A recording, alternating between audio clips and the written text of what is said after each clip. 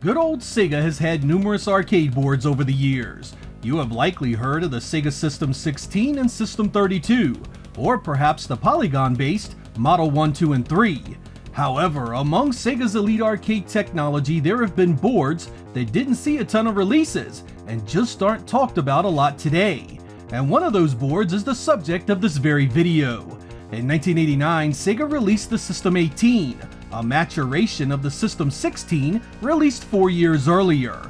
It was still rocking the Motorola 68000 and the Z80 CPU set, as well as the same System 16 graphics hardware. The System 18 built on that technology by adding improved audio hardware in the form of 3 new sound chips, and dropping in the same BDP that powered the Sega Genesis. That meant the System 18 had a solid amount of sprite rendering power, 4 dedicated tile layers, and over 4,000 on-screen colors. But unlike the System 16, only one single game that appeared on the System 18 made its way home for the Sega Genesis. That means that some of you may not know much about it or the games that appeared on it. In this episode, we will be going down the list of titles released for the System 18, talk a bit about their quality, and see when and where the ports came home, if any. I've got 9 games for you, so let's get started.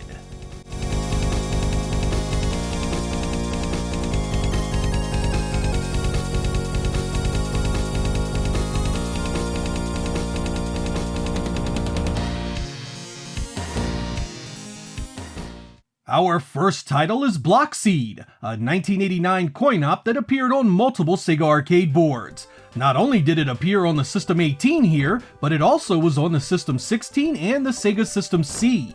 Sega essentially took Tetris, added some power blocks with different effects, and added a timer where more lines were added at the bottom. It supports a 2-player competitive mode as well. Sega had a license to produce Tetris arcade games in the late 1980s, but lacked the ability to bring them home, so we didn't see a port of this until the Sega Ages 2500 Tetris collection for the PlayStation 2 many years later. It's actually quite unique among Tetris-style games from that era, and very much worth playing if you haven't.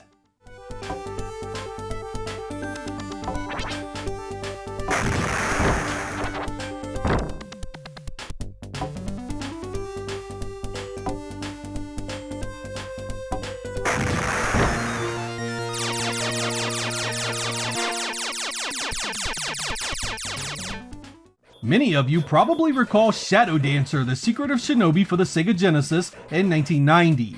It was a gorgeous action title that was very similar to the original Shinobi, but that home version was actually loosely based on a 1989 release for the Sega System 18, simply called Shadow Dancer.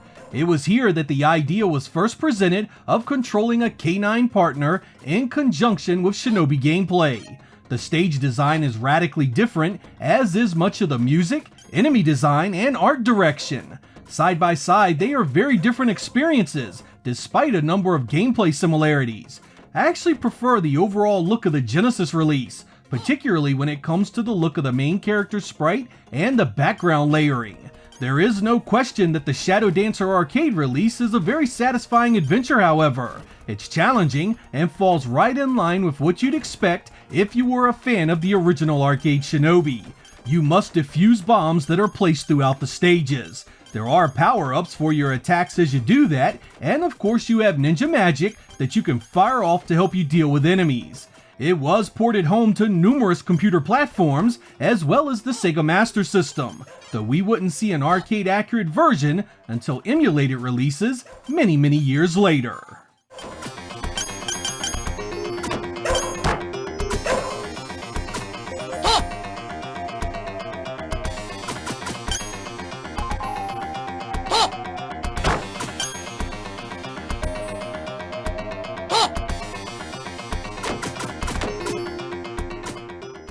Alien Storm here was released in 1990, a hybrid of a side-scrolling beat-em-up, a side-scrolling shooter, and a first-person shooter. As the name suggests, your job is to stop an alien invasion. As part of the Alien Busters, you have 3 characters to choose from, each with their own weapon types. Some stages have you facing enemies in melee range, some running and shooting, and some areas have you burning them down with a viewpoint similar to games like Operation Wolf. The visuals here have a great apocalyptic feel. Backgrounds convey a sense that the city and areas you are battling in have seen a ton of damage, lending the world a genuine authenticity. The 3-player mode amps up the action and takes it to another level. There's nothing quite like a screen full of enemies and 2 buddies at your side.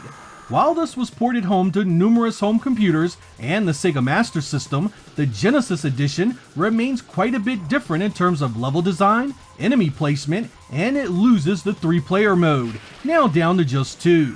This is one of those arcade games that is infinitely more satisfying with friends, so be sure to have someone with you when you give it a try.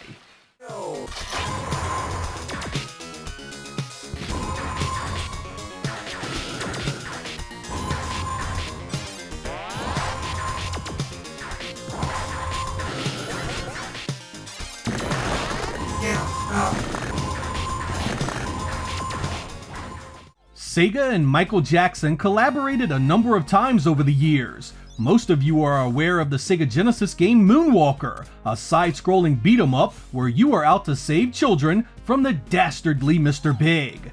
But Sega also developed a System 18 arcade game based on Moonwalker as well. This was released in 1990 and is a 3-player top-down isometric beat-em-up run-and-gun hybrid where you use magic to defeat your enemies.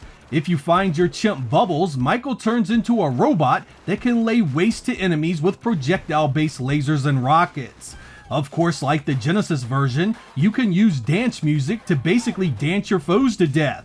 Despite the similarities in story and setting, this is a very different game with a very different level of challenge. Alone, you face some serious opposition, and it's not unheard of to get wiped out lickety-split deeper in the game. Since Sega developed the Genesis edition as the dedicated home version, this arcade incarnation never saw a port to anything. This was rare even back then, and now you're more likely to find a steaming pile of unicorn shit at your local arcade. It's another treasure that would be lost without emulation.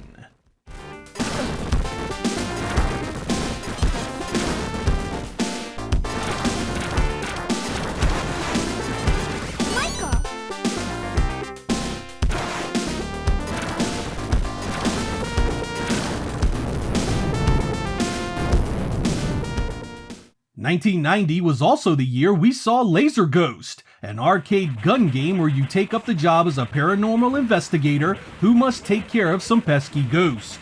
Everything is freaking haunted or possessed in this game, and the screen is absolutely loaded with enemies nearly all the time. There are lots of cool scaling animations that look great as well. It's very difficult, and supports 3-player co-op for that reason. This was years before House of the Dead showed up, so it was really Sega's first foray into the horror gun genre. There was a Master System release loosely based on it, but as far as an actual port, this never received one. It was clearly inspired by a number of hit films with similar themes, right down to the weapon mounted on the cabinet. Don't let that comical art style lull you into thinking this was a kid's game. This one is tough, and you'll want some friends along to get the most out of it.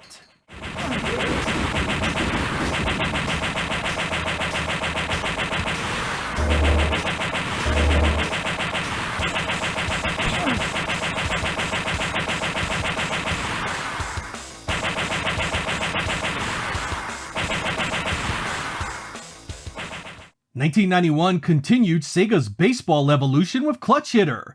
Sega made a ton of arcade baseball games by this point, and each time the sound, color, animation, and gameplay improved.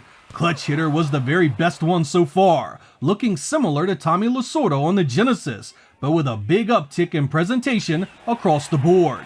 I honestly can't recall if I played this back in the day. There were so many over the years it's easy to get them mixed up.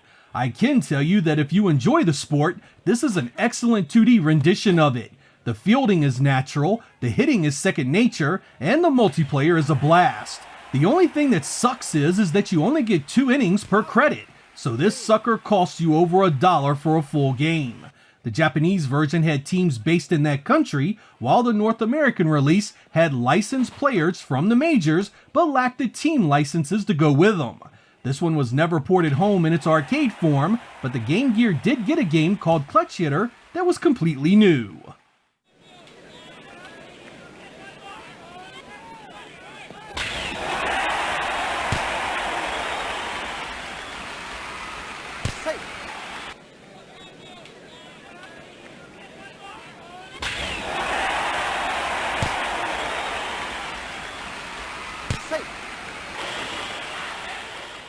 In 1991, beat-em-ups were all the rage, both at home and in the arcade. Sega needed something for their System 18, and we got the rather uninspired and extremely frustrating DD Crew. In this one, a psychopath bombs an amusement park and then takes over with his gang of misfits. Your job is to go in, kick everyone's ass, clean house, and save the day. The visuals here are fairly nice, but the gameplay is nowhere near as smooth or as fun as something like Streets of Rage. The combo system feels stiff, and the hit detection feels almost random sometimes. You can't hit more than one enemy with your attacks, which means you get ganged up on a lot. There are strategies where jump kicks are effective, but you get sick of that pretty quickly. I will say this, DD Crew has some pretty fantastic animations, and the backgrounds have some really cool effects. There were also 4-player cabinets made for it, so you could use all the selectable characters at once. Surprisingly, it's also fairly long for a beat-em-up. This one start to finish can take almost an hour to beat, so that so-so gameplay really does start to get on your nerves. The visuals save it from the bottom of the barrel, but given the pedigree Sega earned in the arcade, this one looks a lot better than it plays.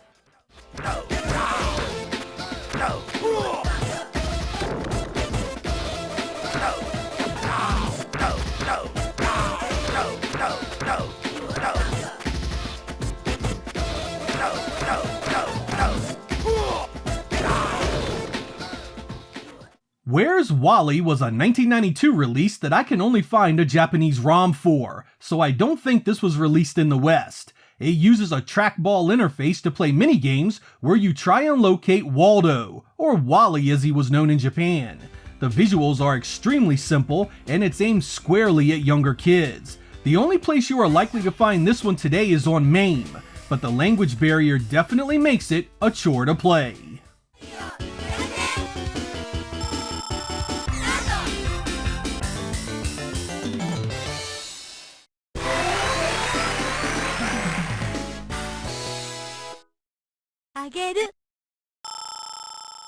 Our final game is the top-down 2-player run-and-gun Desert Breaker. It feels like Capcom's Mercs, and has a very similar playstyle and presentation. This has everything you need for an exciting shooting experience. There's a dash to avoid damage, vehicles to even the odds, weapons that fill the screen with destruction, and of course massive boss fights that keep you humble. This was the final System 18 release and was initially only available in Japan and had no way to play it at home for years. Fortunately, that changed with the Astro City Mini V, but it remains MIA for modern consoles. That's a real shame because this is one heck of a good time. It benefits from a few play sessions, so you can take advantage of the strategic bombing option you have for each stage. This is where you choose an area of the stage to launch your backup planes and direct them to lay waste to that area. This can be a massive help if you know what part of the stage to target, particularly if there are numerous mini-boss vehicles. The presentation is solid, but by 1992, we had started seeing games with much larger sprites and far more action on screen. It lacks any of the real breathtaking special effects that takes things to the next level you expect from Sega. Still, it's a great game once you learn it, sending the System 18 out on a high note.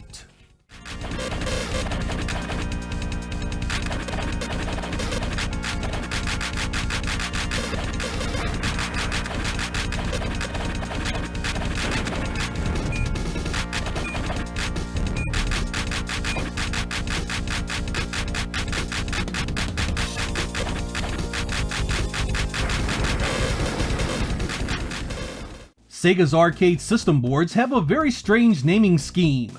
The System 18 here released games after the System 24, for example, and while the System 18 was on the market, Sega created the System C and System C2, both based on the Sega Genesis with upgraded specs.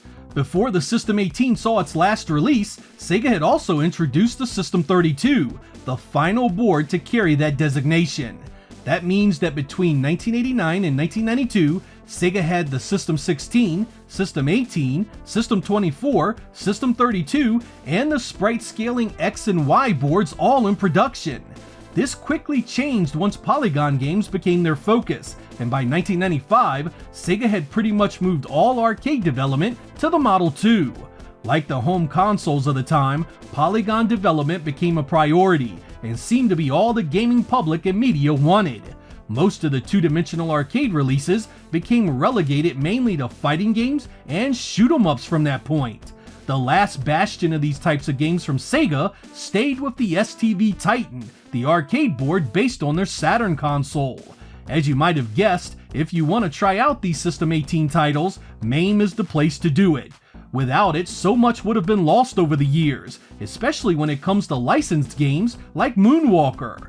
While a number of the games on the System 18 had console versions of the same name, these titles were often completely different, or stripped back so heavily they really aren't the same experiences. And again, that's where the importance of MAME comes into play. I'm Sega Lord X. Thank you guys for watching, and I will catch you next time.